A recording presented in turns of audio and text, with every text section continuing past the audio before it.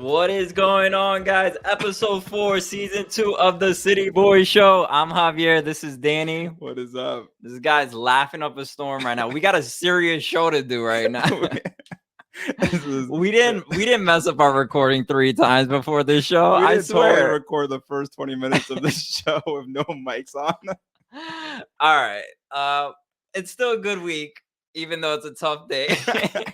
Home opener against Miami.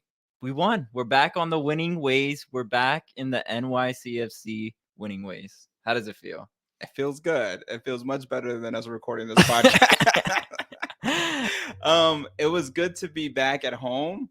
I really enjoyed, not only just the game itself, which is just always a great game at Yankee Stadium, but also all the shenanigans before the game, all the shenanigans after the game, before the game. Unfortunately, we showed up last minute, so we didn't get to see the march. We didn't get to go to any of the We're bars always beforehand. last minute, bro. Hispanics, we just can't take it out of our blood. We just show up late to everything. It's so hard to make it on time. But it was nice to see,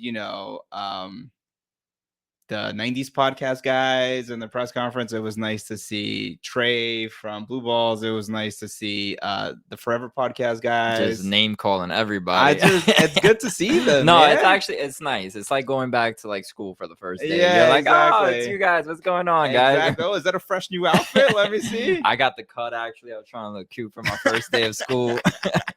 But let's get into the atmosphere at the stadium. Was it electric? I felt like it was electric. I thought it was electric too, man. I mean, I thought we rode deep. I thought, there being like 30 degrees on a Saturday night, people weren't going to show up. We 25,000. That's a good turnout, man. Yeah, well, give you the exact number. It was 24,000, something like that. 489. I said I was going to give you the exact number, and then I did not. 24,489.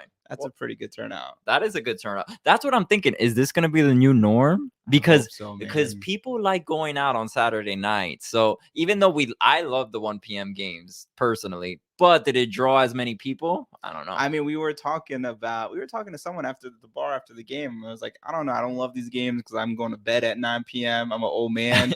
But they were like, but I still got to enjoy my day, right? I got to hit up the gym. I got to see other people, and then I come to the game. So maybe this will actually increase. And maybe Apple knows what they're doing. Maybe. It was actually nice to go to the bar after the game too. Like not in the middle of the day where you're like still day drinking. It's like, that's not that fun. But nighttime drinking after a good game. That's true. But also they close. Oh, yeah. That's a complaint. Yankee Tavern, right? Yeah. Yankee. All the bars closed super early. And I think, what's the bar we usually go to? Billy's didn't even open at all, or right before the game they closed or something. No, I heard the dugout. The dugout. The dugout. There you go. Right after the game, or it wasn't even open that day. That's messed up, which bro. Which is insane. No love for MLS, bro. But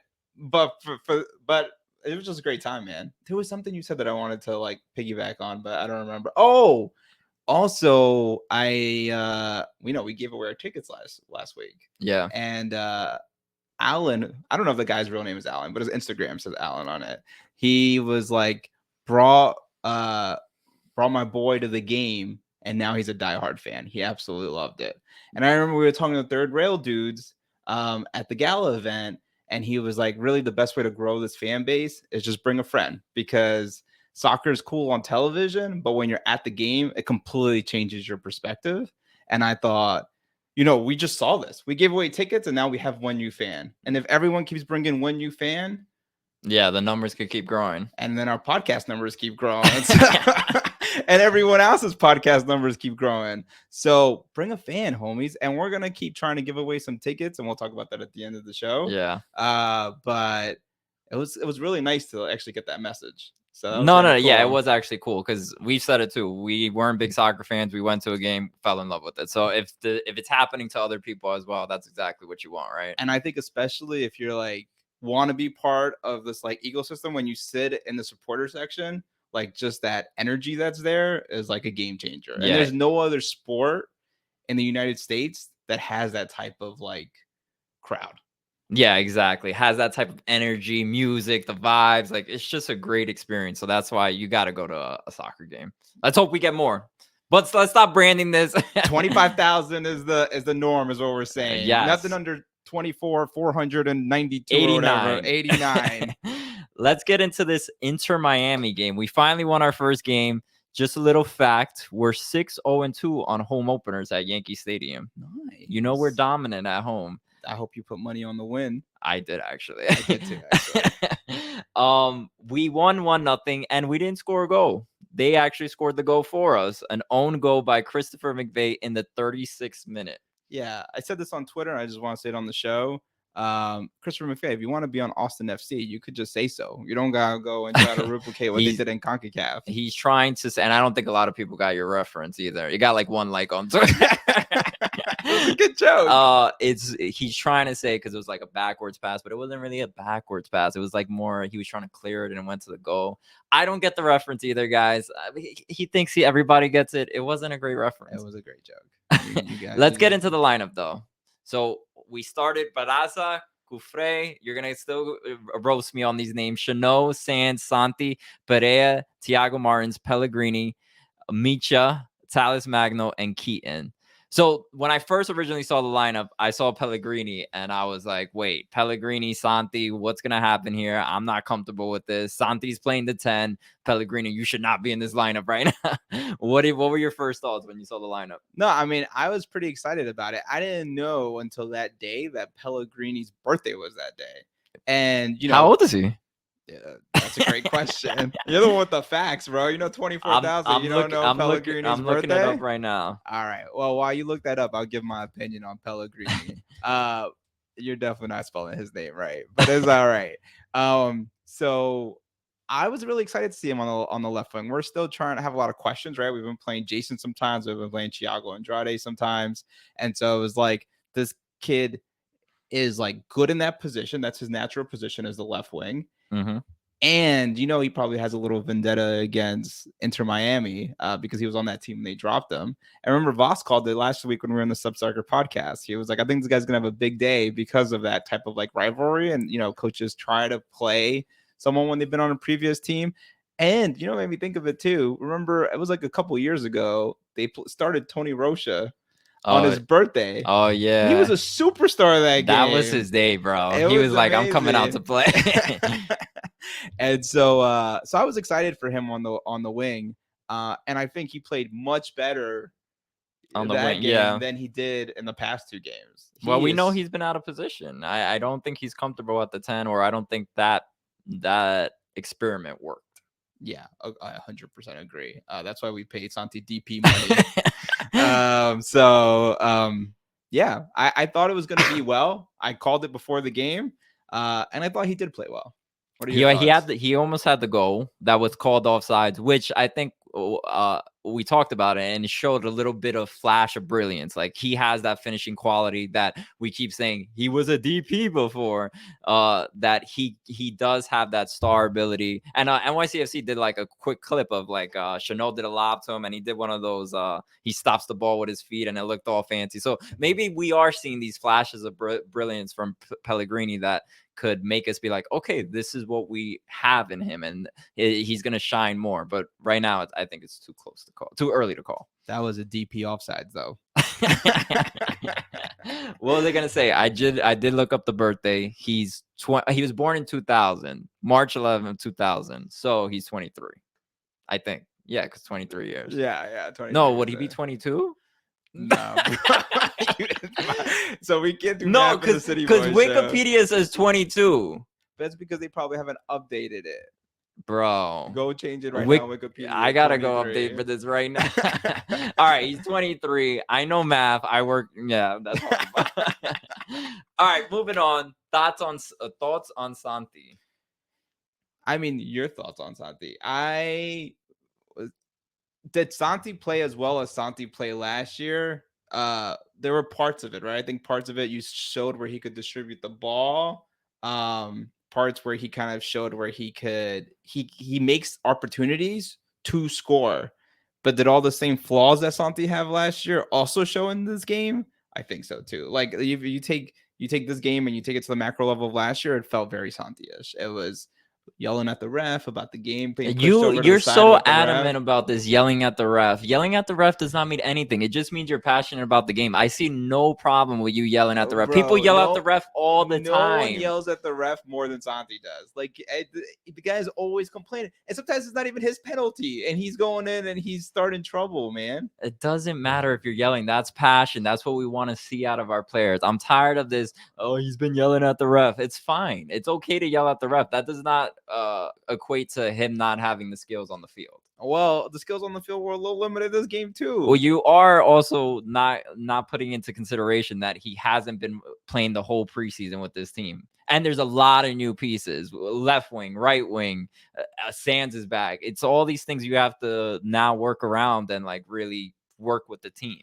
Yeah, and I agree with you. It is too early to be like Santi's not worth DP money, but I still think that like if we are going to pay Santi DP money, I think the expectations are DP money expectations, right? And I think that there was things that Santi did last year, which wasn't a DP money for, that he just kind of brought to this year, and I hope gets fixed. Because how do you say that, like, because he didn't play the preseason, his finishing was worse? I mean, he had a preseason. He played with the other team, I think Bahia. So it's not like he wasn't playing. And he just has that like thing where like he gets these opportunities, he makes the opportunities actually. Like he's really good at that. But then when it comes to finishing, he doesn't score. Look, we're also you're also not considering that Calendar has been an amazing goalkeeper this year. And he did, yes. Santi had a couple shots that should have been made, but Calendar at the same time made some tremendous saves. So I don't think it's all on Santi just to say, oh, Santi didn't have the ability to finish. No, the Calendar did make some impressive saves at the same time. And Santi put himself in positions that were dangerous, that led to high percentage shots, and that's what you look for in a player. No, agreed. I agree with you. I just think Calendar is best case 6 feet tall. It's a 20-foot goal, and Santi shot it straight at him when they were on that 1-on-1. And I just felt like it just gave me like PTSD from last year where Santi did that multiple times. I remember the time where he did that and he could have passed it to Hebe for the goal. I never forget that at City Field because we could have won that game. Playoff? No. It was like the game. I think. Hebe was like complaining that one. I do remember that one actually. And it's just a very Santi thing to do. But I'm glad we have Santi. I'm only complaining, just saying. I'm not complaining like Santi's not good and we shouldn't have signed Santi. Not all that. All I'm saying is, I think Santi has a lot of room for improvement. And I just kind of hope we get that sooner than later because he's a DP now. Like that comes with responsibilities, I think. I think there's a bigger beef and a bigger conversation to be had. And I think a lot of fans are more upset with Talles Magno. If you look around the Twitter world, social media, people think he's just trying to be this flashy player, but there's no substance behind it. Are you one of those guys who think that? I'm struggling with it because I know it's not necessarily true, but at the same time, I wish we saw more from Talles Magno. I wish there was more goals being scored by him. I'm struggling with him because I do see that flashiness, but then I don't see the finishing product. Just wanted to mention that we did win this game because we talking about it like we did win this game, but we did win this game, but we also didn't score any goals. No, I agree. I mean, I still believe in Talles. Like, I think, do I believe the number 9 thing is? I still haven't given up on the number 9 thing, losing a little bit of faith in the number 9 thing, but I thought he was hustling out there. I thought there was actually opportunities where he should have taken the shot and then he tried to pass the ball. But I noticed this game, he was able to hold on to the ball a little bit more, maybe make some moves. But then when he had the chance to shoot, he passed it. He's not great at distributing the ball at the moment. I think he's getting better at it. Well, he did have that one, I forget when it was, when to Santi, Santi made the run over the top and he was in the midfield. Yeah. So, like, exactly. He's distributing the ball. I think he's distributing the ball a little too much. I think sometimes he could have taken shots that he didn't take. So I like, do I love him on the 9? No. And I have some suggestions that I'll mention later. But I think he is doing the best he can do Why don't you bring as up the center. number 9 now? Who do you like more there? And why do you? Okay, we'll talk about it later. You look like you have thoughts on that, but I I'll mean, we let you. could talk about it now if you want. I don't Well, know. let's get into Let's Parks. Let's get into Parks. Okay. So point is, I guess we're ending the Talish conversation. I still like this. So you're saying have you given up on Talish on number 9? I think I have. Oh my god! And then who are you gonna put there? That's the struggling. But I mean, I guess we need Talish on the field regardless. So he has to be at the 9 because we have well, technically you could have put him on the wing, but then you don't know who to put on the 9. That's what I'm saying. So you think he's all flash and no substance? No, I think he has a lot of flash and he has substance, just not at the 9. We're just putting him in the wrong spot because we don't have a true number 9 yet. And we talked about this over and over again. We're like a broken record, but we're still missing that number 9 spot. Well, when Tati comes back in the summer, he doesn't have to worry about that. Will Tati pull a James Sands? I think so, man. I mean, that's for like 10 episodes from now, but I think so. All right. Let's get back to this game though. I thought Parks played a pretty well game. He played a pretty good game. He had that one pass that was over the top. I forget what minute it was. Oh, it was around the 17th minute. Tallis to Magno. Would you Tallis to Magno? I wrote it wrong here. It was Tallis and GP. Yes, Tallis and GP. What did you think of that? What did you think of Keem Park's overall play? I thought I know Monty got man of the match, but I thought Park should have had man of the match. I thought he played really well. I think he did a great job. That pass was beautiful, and I thought he did a great job distributing the ball. And he was able to push up more. And when they put Santi in that false 9 position and then move Parks up to like a cam position, I thought he played really well. And I was trying to figure out why we even tried Pellegrini and we didn't try Parks there. Because did you see how well the ball flowed the moment you put Santi on the 9 and you had Parks on the 10? Yeah. It was insane. We almost scored like 4 times, and then we weren't even trying to score. We took out Tallis Magno. Well, we put in Alfredo Morales. I will and then say, we had Jason and these guys. Miami's defense was just like collapsing. Like that back line could not move the ball forward. It was just like mistake after mistake. So I mean, granted, we did put some pressure, but I thought it was a lot more of Miami's mistakes than our chances, I would say, or our great movement with the ball. I think Parks had some pretty good passes, though. I mean, Jason kept stealing the ball back. I agree. Like Jason played really well. Jason stole the ball like 4 times. Yeah. But I do think that Parks was player of the game, and then he had that opportunity to score on the 55th minute. But he kicked it off his left foot instead of his right. Oh my goodness, that one was a tough one. It was so easy. I mean, it's easy for me to say as a fan, but yeah, I've seen you out there. You also don't be scoring goals. Says the guy who scored 0 and I scored 3 goals that game. All right, don't listen to this guy. I'm a stud. No, I'm not a stud on the field. But you mentioned it already. You said Jason got some play time, and Thiago Andrade has not. Did he get in that game? He might have. Oh, he didn't get in that game. That's what was surprising was when you thought when they were going to do the sub, they were going to bring in Thiago Andrade, and they brought in Jason. Do you think Cushing's off the Thiago train? Like why isn't Thiago getting more stars? It looks like he feels more reliant on Jason than he does Thiago. I think what's happening is that Thiago is a bit of a defensive liability, and Jason, as we saw the past 2 games, he's actually played much better defensively. And as you know, we still need a lot of support defensively. Kufre's new.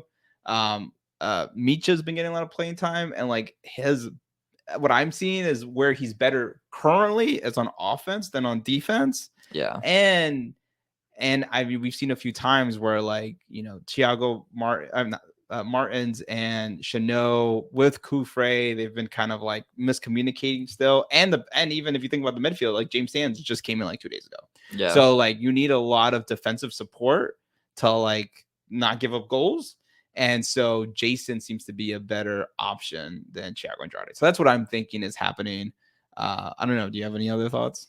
No, I think you summed it up pretty much. Jason's been playing well. I mean, I honestly like the way Jason's been playing. So, I mean, it's working. I still think Thiago's the more explosive player? Does that result in more wins, more goals? I don't know at this point, but it just sucks because you want to root for Thiago. You know he's fast, you know he's explosive, but it seems that it's just not cutting it in Cushion's lineup that where he feels like he should be starting over Jason. Also, like every time we talk about Thiago, we talk about how fast he is, which I agree. But does the man have handles? Does the man have No, passing when we ability? talked about that I think a week ago when he had the ball over the top and had the open lane and he wasn't able to finish like we know Valentin Castellanos would have finished that one. So I think we know he struggles with that, but how can we get it's just how can you not use that speed in some way, right? I know. That's where you struggle with it. Another person who really hasn't been getting much start time is Alfredo Morales. I know he was banged up for the last couple weeks, but I thought like coming home, this might be the game he actually gets a start, but it's not happening.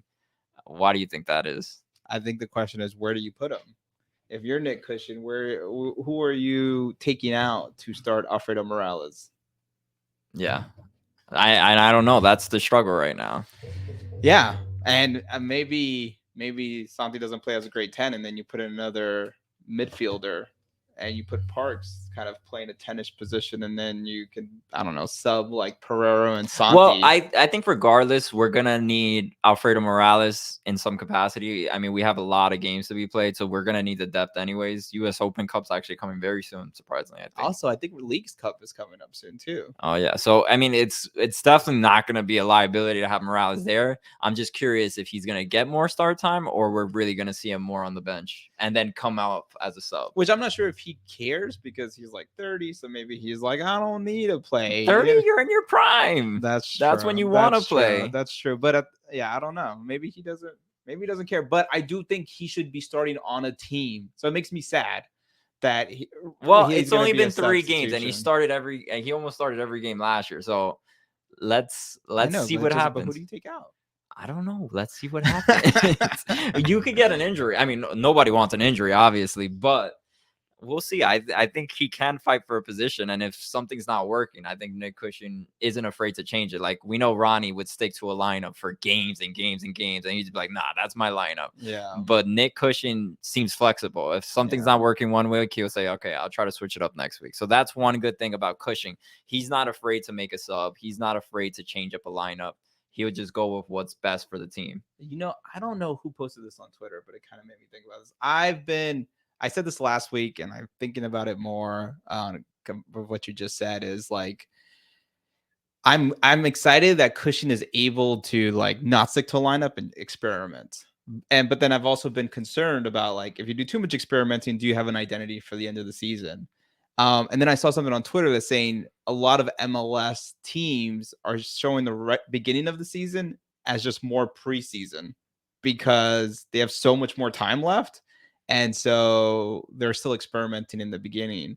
And I go, is that good for the league? I don't know. It's kind of like way off topic, but something that I thought way about off topic is it okay that a lot of teams are still trying to experiment? They're like, oh, when we get to the summer, then we'll sign some free agents. We'll make the move. So then we win the playoffs. So we win the championship. And it kind of feels like that's what we're doing now, right? We're like, we're not going to sign it's probably too late to sign a striker. So now you're going to go in and wait till Tati comes back in the summer.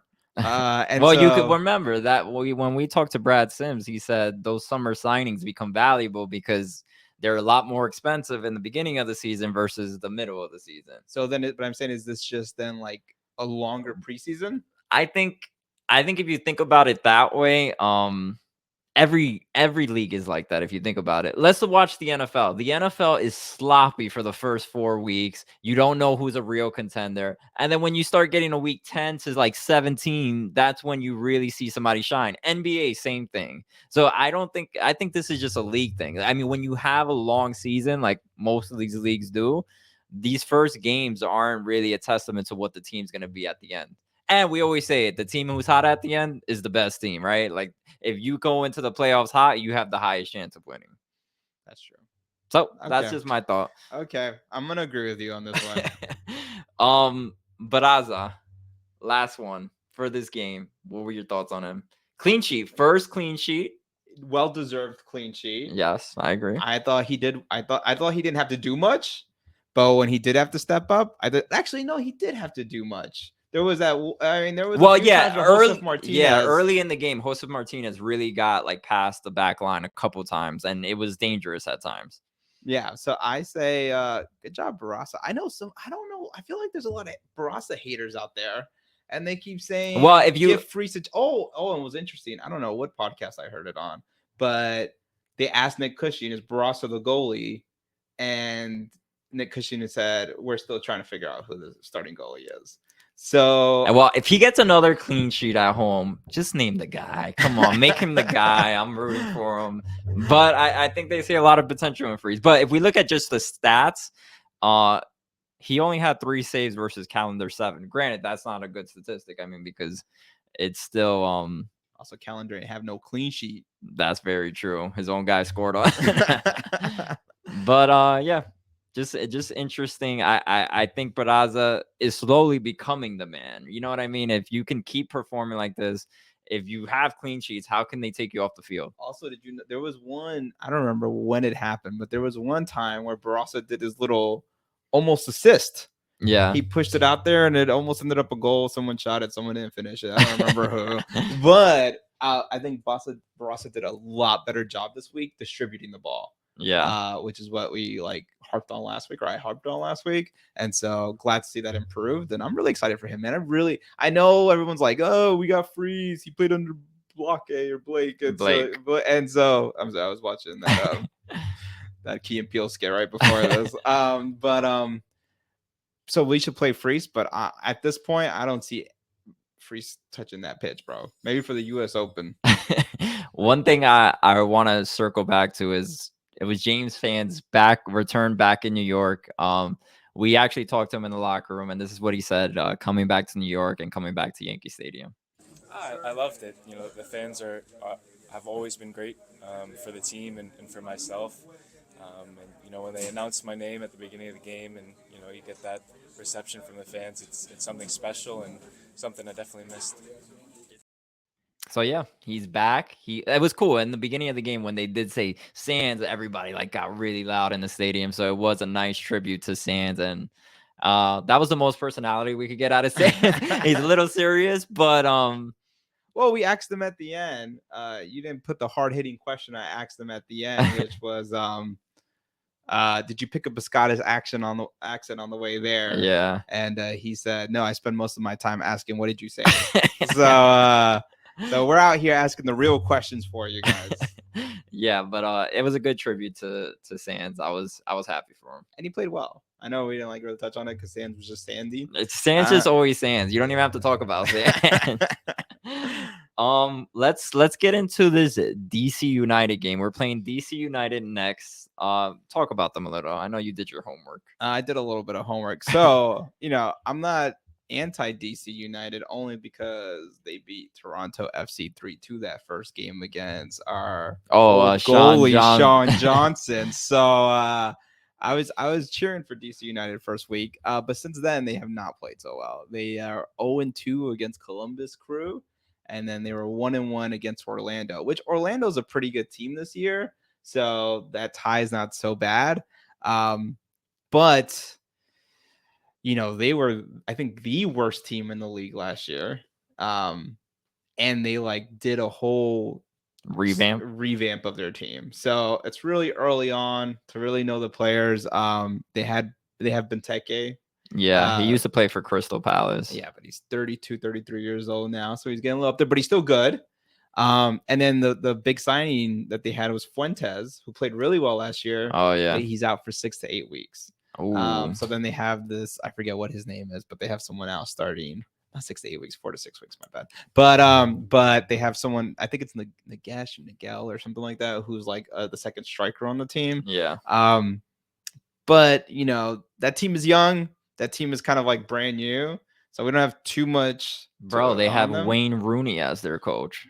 Stud, automatic win for them. No. Yeah. But we're actually, if we look at the standings, we have the same amount of points as DC United. So we were talking about they weren't that great, but I mean, we're kind of in the same point as them right now. Early, but just some little insight. Yeah. Who do you think is the key player for NYCFC in that game? I mean, do we even who I'm actually impressed with that we didn't really touch on? Kufre. Kufre took some shots, bro. He's like deadly. He has some shooting ability on him, and he's not scared to take it. No, he not. He played really well, I think. This game. Yeah, I actually really like the performance of Kufre, and I think he could be somebody that we're not really talking about. We're not talking about Jenik, but Kufre could be that guy. I mean, he played in Europe. He has that experience. So I don't know. I'm actually honestly excited about him. Yeah, I mean, I do think there were a few times where he like aggressively tried to intercept the ball and didn't get it that last game, and then the whole defense had to like switch, right? Like, Well, you no, had to move Chanel. there was one mistake late in the game where he shouldn't have. He kind of like pressed, try to move forward to when they were pushing towards us. He didn't make the tackle, and then they had the whole field open, which was scary because at that point we're up 1-0. You don't have to take that risk. Yeah, exactly. I agree with you there. Yeah, so but I do agree. Kufre played really well that game. I thought, which is great because I thought the first two games, but of course he just got on the team. Yeah. But I did think he played well. I don't know if he's the man to watch for against DCunited, but I do think he plays well. And I said this on Twitter, man has the best eyes in the league. Those are some beautiful ass eyes. Every time they put said ass eyes.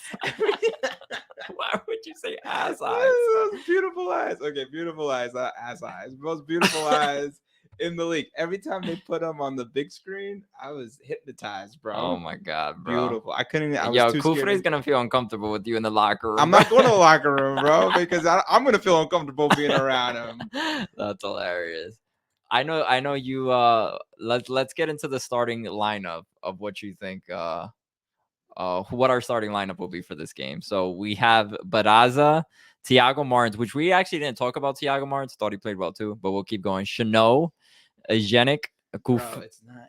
It's Elenik. And we could just call him Micho, which just makes life easier. Micha, Kufre, Sands, Parks, Rodriguez, Perea, Thales Magno, and Pellegrini. So you have Pellegrini back in the starting 11. I think it makes sense. Who else are we going to put on 11? We could put Jason in. Thiago Andrade has come back. I mean, the thing is, if Pellegrini played so well the last game, how do you take him out? I don't think he. I mean, did he play so well, or did he play? He played better than he did the last two games. I think we could agree he played better than he did the last two games. Does that mean he played so well? I don't know. I mean, he was man of the match. Heineken was drinking a little too much that night. Heineken was letting him celebrate his birthday, bro. He was letting him celebrate. I wonder. That should have been our question to him. Where are you going after this? Oh, probably home. It was late. It was Saturday. Bro, the dugout was closed. Where's he going? That's true. That's Nick Cushing's favorite spot. He would have paid for the tab. What do you think of the lineup? I mean, I think this is gonna be the lineup. Do I want to see Talas again in number 9? I just feel like it's a little crazy, but I know that we keep experimenting on it. But honestly, who else are we gonna put? But I have an idea. This is where I want to talk about this. I know it sounds crazy, but is it that insane to put Pellegrini as striker? Okay.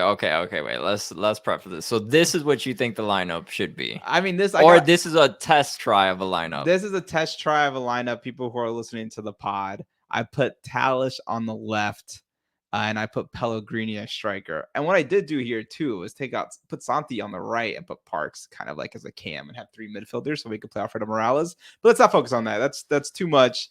Let's just focus on what if you put Talish on the left, Pellegrini a striker. And I know you're like, you can't just take people, this isn't FIFA. You can't just take people on the left and put them as striker. That's exactly what you did with Thales Magno. And my thought is Pellegrini, I feel like I'm seeing that he has better finishing ability than Magno. So then why not give him a try as striker? This is crazy. And this is crazy because then you're eliminating Gabriel Perea, who's the best part of our team. One of the best pieces in our team. I just said now. Disregard that. But let's if you're looking at the YouTube, put Santi back at cam, put Parks in front of Morales, and then put GP back on the right. I'm just saying switching Talish and Pellegrini. Would you let's just say instead of doing that, let's keep what you have right now. Santi Rodriguez, on the right. Okay, fine. It's gonna get confusing. I don't think Pellegrini should play the striker. Why not? We have not seen it first. Okay, we're moving the guy and we're like, hey, I know you're a winger. Play the cam, play the 10.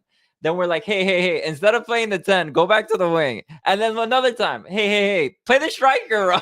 I know you have no experience with these roles and just do it. Pellegrini should not be the striker. I don't. We have not seen enough to be like, oh, he's a more deadly striker than Talles Magno. I mean, his shots on goal look much better than the shots that Talles Magno have had on goal. That I wouldn't agree with that. Talles Magno last game had, I don't know how many shots on goal, but I think he had a couple that were right in line with the goalkeeper, which meant that it was not a horrible shot, right? I mean, he actually got it on goal. But that Pellegrini offside goal was fire, bro. You're basing it off one offside goal. But he also had a few shots, which he didn't even. It wasn't like an individual playmaking ability thing that really sparked that goal. It was literally, it was like a bounce. It was like off of another shot that was taken, and then he was just free there. You know what I mean? It wasn't a tough shot. I mean, but it was a nice shot. Oh my gosh, I this don't guy! know. No, I'm just you've saying, been riding the Pellegrini train, even though you've been talking mad smack. But well, he played really bad as the cam. He played really bad as a cam. But I think we should give Pellegrini a try striker because the thing is, Talles Magno is just more talented on the left wing. So even if Pellegrini is not a great striker, aren't we just losing talent on the left and then just have a weaker striker? Like, that's why you don't want to move GP to the striker either, right? Like, we can see that he can finish. We see he has a leg on him, but he's so good on the right wing, right? So don't take him out. Well, but we've seen Talles play a false 9, right? And Santi, if you look at last game, Santi took most of our shots. I think I got to look at the stats, but I felt like Santi had more shots than Talles Magno did.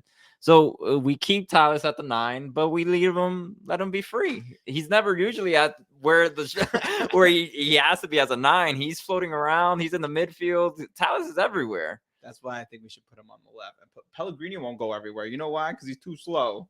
Nah. But he could finish. I think we should experiment. Just give Pellegrini a try on striker. Cushion, I know you be listening. Maybe not to us, but you listen. No, he listens to the Smarter podcast, like Blue City Radio. I don't think it's a crazy idea. I know people think it's crazy, but I don't see why it's crazy. Give us your thoughts in the YouTube comments. Please. Danny's crazy. We all know it. Let's get into the betting lines with this game. Right. Read them out. So we get our betting lines from FanDuel, by the way, because I think I like DraftKings, bro. All right, well, that's because I only have money in DraftKings because I'm broke. So the odds for the game are -185 for NYCFC to win. So we are heavy favorites. Heavy. Plus 310 for the tie. Plus 410 for DCunited. And -146 for the over 2.5. So that's expensive. The negative over 2.5. Well, at some points last season, we were like -200 for over 2.5. Yeah, that's because we were scoring goals like hotcakes. Yeah, exactly. I think the -185 NYCFC win, although expensive, is a lock. I mean, we win at Yankee Stadium. DCunited isn't a great team. If you have to take a bet, take the win for NYCFC. I'll back that. Yeah, I'm going NYCFC win. Can you give us your final predictions then? Let's transition. Final predictions. I will go 2-0. Baraza another clean sheet. Santi gets some of those goals that he should have gotten last week, and we win this game. I do think that we had a lot of scoring opportunities, but I think just as last year, at the end of last year, all our goals were coming from Maxi Morales, and we don't got Maxi Morales and Callens. Yeah. And I think this team is still suffering from being able to finish. So I think we are going to win the game. I think it's going to be 1-0. Own goal? No own goal. Okay, good. Well, I think actually Perea might score one too. I feel Perea scoring one. Him and Santi. I think Perea is going to get the score. So I think so too. I don't know about Santi. You are so just because he got a DP position, me like I don't like Santi. I do like Santi, just not DP Santi. All right, whatever. We have a new segment, a little new something. We're gonna try to tease like the funniest thing that happened in MLS this week. So after the game, Orlando City fans were walking out the stadium, and they were not very happy with their team's performance. This one particular fan. So just take a listen. You should filter it. Here I am standing there, watching the same movie. No passes being connected. Another team from some other city that no one cares about. Nobody cares about it. They can pretend like they care about. You know that, right? Yeah. It's stressful, yeah. Well, It sucks. I'm in the same spot as you. I mean, didn't Avatar? There's another Avatar, isn't there? They just made a second one, right? Yeah. It just came out. God. Yeah, that was great. Shout out to the TikToker. I know he has his own TikTok channel. I couldn't see the name specifically, but I know you can see it on the stream. Shout out to you. That was hilarious, bro. That was hilarious. I mean, this is like the third time they interview this guy, and every time they get this guy, he is priceless. My guy, he is just so funny. He had this old one where he's talking about it being wet, all right, and it's just hilarious. So this guy's amazing. Yeah. Hopefully we keep finding funny things. If you guys find funny things, send them over so then we have content for the show. Yes, So we'll please try send to over find the whatever you funniest thing got. that happened in every week. But we're lazy. So if you find something, send it over. Please send it to us because we are definitely lazy. Also, on that note, one more thing I want to talk about because I see you're about to press the outro button is we're also lazy at selling our tickets. So we're like, let's just give them away. And we did a raffle last week, but I was a dummy and I said, first person to ping me, you give the tickets. So we only got one subscriber. What are you doing with the outro music? Keep going. Keep going. We're just So we're gonna give away tickets again this week. So I'm gonna post this video of me talking on social media and send us a DM showing you're subscriber to the show.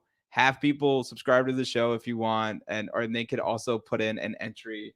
And then Friday 5 p.m. we'll give away the tickets to whoever DM'd us and we chose. That sounds like a good idea. Friday at 5, we'll choose a winner. We'll also put the video on YouTube, on the Instagram. But yes, we'll be giving away tickets. Also on Saturday, we're trying to be there early and give away some stickers. We gave some stickers out to Talish, which was cool. Oh yes, Talis did get the stickers. He said thank you, so that was awesome. Wow, he said thank you. What an ending to this story. All right, Peace out, y'all. guys.